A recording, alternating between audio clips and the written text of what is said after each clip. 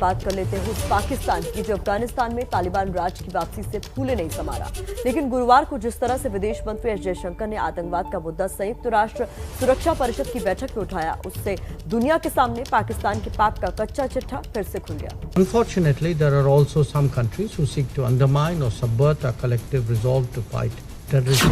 In our own immediate neighborhood, ISIL Khorasan has become more energetic. Taliban भले ही अफगानिस्तान में आतंकवाद का नया आका बनकर उभरा हो, लेकिन सबसे बड़ा सच ये है कि इस आतंकवाद का अब्बा पाकिस्तान है और इसी पाकिस्तान की पोल शुक्रवार को संयुक्त राष्ट्र सुरक्षा परिषद में विदेश मंत्री एस जयशंकर ने पूरी दुनिया के सामने उस वक्त खोल दी जब वो कूद कर तालिबान के अफगान फतह का जश्न मना रहा है।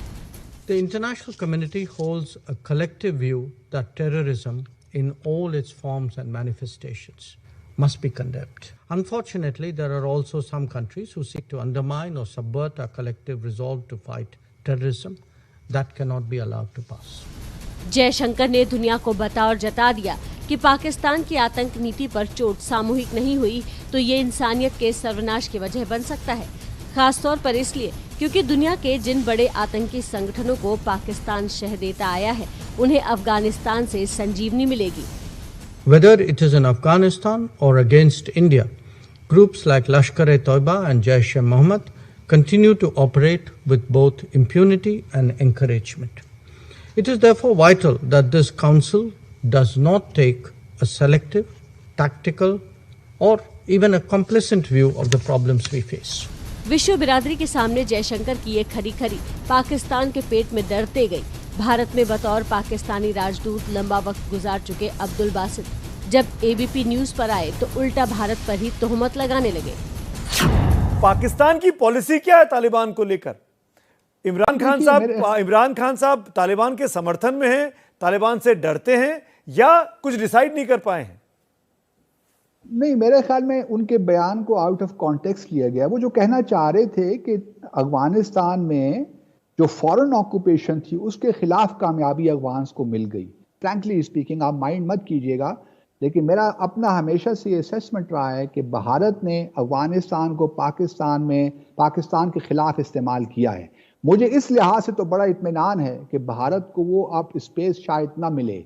बासित के ये आरोप बेबुनियाद है। ये बात शीशे की तरह साफ है क्योंकि हिंदुस्तान ने अफगानिस्तान के विकास के लिए दिल और दौलत का दरवाजा हमेशा खोले रखा। पिछले एक दशक में भारत ने अफगानिस्तान में अलग अलग प्रोजेक्ट्स पर लगभग 22,306 करोड़ रुपए खर्च किए।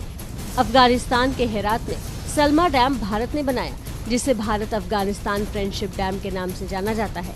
अफगानिस्तान में लोकतंत्र फले फूले, इसलिए काबुल में नई संसद भी भारत ने ही बनवा कर दी थी।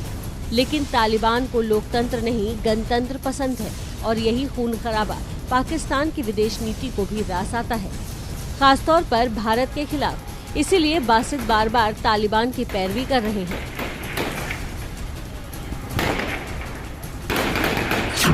महिलाओं पर अत्याचार करना सड़कों पर शुरू हो चुका है। काबुल से, कंधार से वो तस्वीरें सामने आ रही हैं। कैसे भरोसा करेंगे आप इस तालिबान पर जो रिग्रेसिव है? अगर देखिए, अगर तालिबान अपने अमल और कौल में फर्क रखते हैं, जो बातें वो कह रहे हैं उन पे अगर अमल नहीं करते तो मैं पहला शख्स हूंगा जो उनको तनकीद का निशाना बनाऊंगा। मतलब हमारे लिए कोई तालिबान कोई ऊपर से फरिश्ते तो नहीं आए हुए। कहने का सिर्फ मकसद ये है कि गिव देम सम टाइम। अभी तो देखिए, आज उन्होंने अपनी हुकूमत अभी बनाएंगे, पूरा स्ट्रक्चर एक बनाएंगे, उसके बाद देखते हैं, उनको थोड़ा वक्त तो दीजिए ना। 1996 से लेकर 2001 तक दुनिया तालिबान के क्रूर शासन की शक्ल देख चुकी है, इसलिए उन पर भरोसा सबसे बड़ी भूल होगी। और भरोसे की वजह इसलिए भी नहीं है क्योंकि तालिबानी सोच से ही जन्मे ISIS ने इराक, सीरिया और लीबिया जैसे देशों में कत्लो गारत किया और ये खतरा अब भी जिंदा है। इस बात से भी जयशंकर ने दुनिया को आगाह कर दिया। In our own immediate neighborhood, ISIL Khorasan has become more energetic and is constantly seeking to expand its footprint. This should be taken seriously. ISIL, Daesh, continues to pose a critical threat to international peace and security. ISIL, Daesh remains active in Syria and Iraq, and its affiliates are growing in strength, particularly as we heard from the briefers in Africa. The financial resource mobilization of ISIL Daesh has become more robust. The flow of funds has continued and rewards for killing, I believe, are now being paid even in Bitcoin. ये वही ISIS है जो कई देशों को ले डूबा। Syria और लीबिया जैसे देशों को इसने खंडहर में बदल दिया।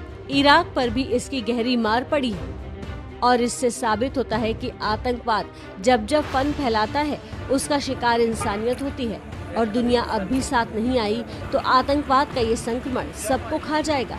ये बात भी भारत ने ठोक बजाकर सुरक्षा परिषद में कह दी। What is true of COVID is even more true of terrorism. None of us are safe until all of us are safe.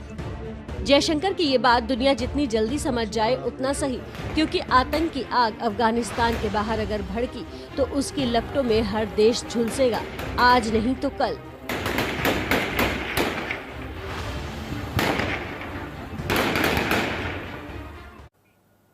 तो देखिए, अफगानिस्तान में आगे क्या होगा, ये सवाल भारत के लिए भी बेहद अहम हो जा रहा है, क्योंकि विदेश नीति से लेकर कूटनीति तक पर इसका असर पड़ेगा।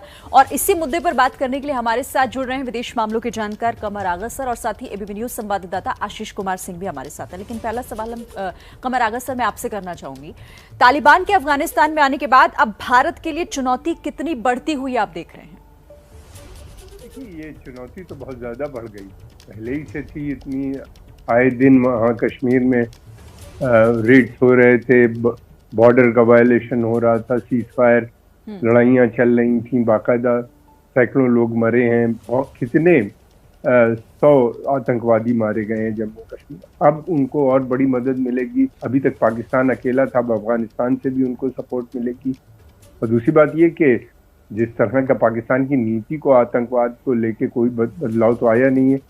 और दूसरी बात ये कि तालिबान का रूल थोड़ी ना हुआ है वहाँ पे, बेसिकली देखा जाए तो इनडायरेक्टली पाकिस्तान का रूल होगा। तालिबान क्या इकोनॉमिक पॉलिसी वो है उनकी कोई, या कोई उनकी डेवलपमेंट प्लान है? उनकी सोच ही नहीं है कि इकोनॉमिक एंड डेवलपमेंट प्लान, ये सब पाकिस्तान कौन सेना बनाएगा? अफगानिस्तान की नई पाकिस्तान बनाएगा, पाकिस्तान के सोल्जर्स वहाँ पे आएंगे। तो बेसिकली ये ऑक्यूपेशन है जिसको पाकिस्तान ने तालिबान की मदद से किया है, और ये प्रॉक्सी फोर्स है, हम सब जानते हैं। न केवल हमारे लिए बल्कि पूरे सेंट्रल एशिया रिपब्लिक, जैसा कि विदेश मंत्री ने अभी बताया, सभी देशों के लिए वहाँ पे। और एक दो किस्म के आतंकवादी नहीं है वहाँ पे, ISIL भी है वहाँ पे, अलकायदा भी है, फिर उसके अलावा और पता नहीं कितने 10,000 से ज्यादा तो पहले ही पहुंच गए थे आतंकवादी सेंट्रल एशियन रिपब्लिक के, और फिर जैश मोहम्मद, अलकायदा और ये तमाम जितने कश्मीर के जो आतंकवादी हैं ये सब वहाँ पे मौजूद हैं, जो तालिबान के साथ वहाँ पे काम कर रहे हैं। लोग बता रहे हैं तालिबान के बीच में जो बहुत से तालिबान है जो लोकल लैंग्वेज, पश्तू लैंग्वेज नहीं बोलते, तो अपनी अपनी भाषाओं में बात करते हैं, वो समझ नहीं पाते, वो सड़क पे खड़े हैं, बंदूक लिए खड़े हैं। खतरा छोटा नहीं बहुत बड़ा, इसलिए लगातार इस पूरे मामले पर भारत सरकार ने भी नजर बनाई हुई है। आशीष कुमार सिंह हमारे सहयोगी हमारे साथ बने हुए, उनका भी रुक लेते हैं। आशीष, साउथ ब्लॉक में अफगानिस्तान के मुद्दे पर अब क्या हलचल है? देखिए, अफगानिस्तान पे फिलहाल तो वेट एंड वॉच है प्रतिमा, कि पहले तालिबान ये तय तो करे जो दूसरे पक्षों से बात करके कि किस तरह की गवर्नमेंट वहाँ इस्टेब्लिश होती है। कंसर्न है इंडिया का, तभी आपने देखा कि एक्सटर्नल अफेयर्स मिनिस्टर ने एक तरह से सीधा वार किया है पाकिस्तान पर। भारत के पास इस बात की पुष्ट जानकारी है प्रतिमा कि इस वक्त भी अफगानिस्तान में चप्पे चप्पे पर और खास करके राजधानी काबुल में लश्कर तैयबा, जैश मोहम्मद जैसे टेररिस्ट आउटफिट्स जिनको इंडिया के खिलाफ, इंडिया स्पेसिफिक टेररिस्ट ग्रुप्स जो पाकिस्तान प्रोपेगेट करता है, वो वहाँ पर बाकायदा काम कर रहे हैं। और मुझे लगता है इसी वजह से ये ज़रूरी समझा गया कि यूएनएससी में जबकि प्रेसिडेंटशिप भारत के पास है, चेयरपर्सनशिप भारत के पास है, इस महत्वपूर्ण काउंसिल की मीटिंग को एड्रेस करते हुए पाकिस्तान को एक तरह से कटघरे में खड़ा करने की कोशिश की गई है भारत की तरफ से। और अब जैसा मैंने आपसे कहा कि भारत ये देख रहा है कि आखिर दोनों पक्षों के बीच जो बातचीत चल रही है, तालिबान कोशिश कर रहा है, ऐसा कम से कम दिखा रहा है कि एक ब्रॉड बेस्ड गवर्नमेंट बने। अगर ऐसी कोई गवर्नमेंट बनती है तो भारत के प्रति तालिबान का अप्रोच क्या होता है, उस आधार पर यह तय होगा कि भारत और अफगानिस्तान के रिश्ते आगे कैसे रहने वाले हैं। प्रतिमा, बिल्कुल आशीष, और देखिए यही तमाम इस वक्त जो परिस्थितियां बनी हुई हैं, भारत उस पर नजर रखे है कि किसी भी कोई भी परिस्थिति होती है, किसी भी तरह की स्थिति अफगानिस्तान में हो, उस पर भारत आगे के लिए तैयार है। शुक्रिया आपका कमर आगा सर, आपका भी, आशीष आपका भी हमारे साथ जुड़ने के लिए।